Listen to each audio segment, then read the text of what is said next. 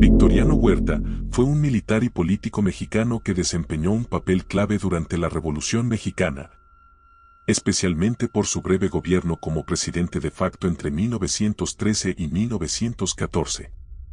A menudo es recordado por su autoritarismo y por haber usurpado el poder a través de un golpe de Estado. Victoriano Huerta es una figura sumamente controvertida en la historia de México. Para algunos, su gobierno representa una traición a los principios democráticos y una brutal dictadura que trató de sofocar el movimiento revolucionario. Para otros, Huerta fue visto como un defensor del orden y la estabilidad, que intentó restaurar lo que consideraba la legitimidad de un gobierno mexicano que había sido fragmentado por la revolución. Sin importar las distintas interpretaciones de su figura, Huerta sigue siendo recordado como un personaje clave en la Revolución Mexicana, cuyo breve pero tumultuoso gobierno tuvo un impacto duradero en los eventos políticos que transformaron al país en el siglo XX.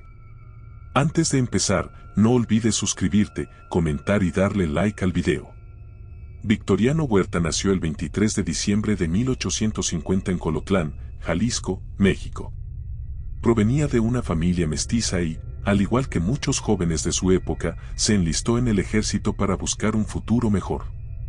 Desde joven, Huerta mostró aptitudes para la disciplina militar y ascendió rápidamente en las filas del ejército mexicano.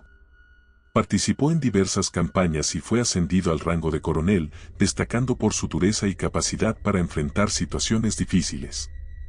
A lo largo de su carrera, Huerta estuvo vinculado con diversos gobiernos militares y fue leal a las autoridades conservadoras. A lo largo de su trayectoria, desempeñó diversos roles en la administración de presidentes como Porfirio Díaz y Francisco I. Madero, lo que lo colocó en una posición clave cuando las tensiones políticas aumentaron en México. Huerta alcanzó la presidencia de México tras un golpe de Estado que derrocó al presidente Francisco I. Madero, quien fue arrestado y asesinado bajo circunstancias muy sospechosas. El golpe, conocido como la Decena Trágica, tuvo lugar en febrero de 1913, cuando el ejército, bajo el mando de Huerta, se sublevaron contra el gobierno de Madero. Tras la renuncia forzada de Madero, Huerta asumió el poder, lo que fue visto como un acto de traición por muchos de los sectores revolucionarios.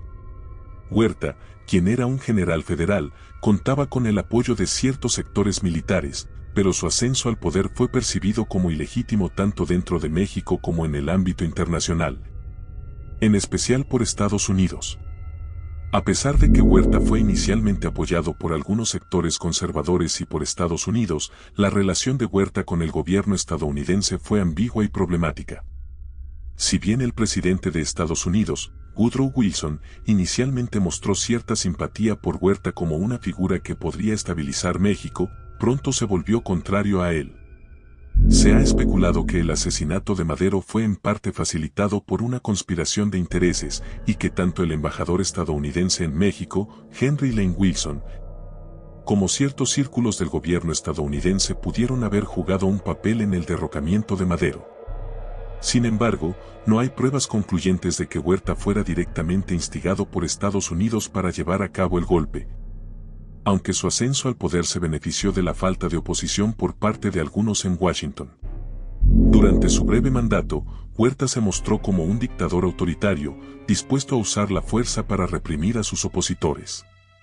Implementó medidas drásticas y represivas contra los movimientos revolucionarios que se oponían a su gobierno, en especial contra las fuerzas constitucionalistas encabezadas por Venustiano Carranza, Francisco Villa y Emiliano Zapata. El gobierno de Huerta es conocido por su represión violenta contra los manifestantes y los revolucionarios. Se calcula que durante su gobierno murieron miles de personas, muchas de ellas como resultado de su brutalidad y de las batallas libradas contra los insurgentes. Huerta fue acusado de corrupción y abuso de poder durante su gobierno. Los recursos del Estado fueron utilizados en beneficio propio y de sus aliados políticos y militares. La crisis económica y política que vivió México bajo su gobierno fue exacerbada por una gestión ineficiente y corrupta. Además, Huerta concentró en sus manos una gran cantidad de poder, convirtiéndose en un personaje cada vez más despótico, lo que generó un creciente malestar dentro de la sociedad mexicana, tanto entre los sectores populares como entre los grupos más poderosos que inicialmente lo habían respaldado. El gobierno de Huerta, aunque respaldado brevemente por algunos sectores militares, se vino abajo rápidamente. La oposición revolucionaria, encabezada por Carranza, Villa y Zapata, creció con rapidez y a principios de 1914 Huerta se vio obligado a renunciar y huir a El Paso, Texas, donde vivió en el exilio hasta su muerte en 1916. Huerta murió en El Paso en 1916 de causas naturales, pero su figura quedó marcada por el desprecio generalizado, ya que fue considerado como un traidor y un tirano.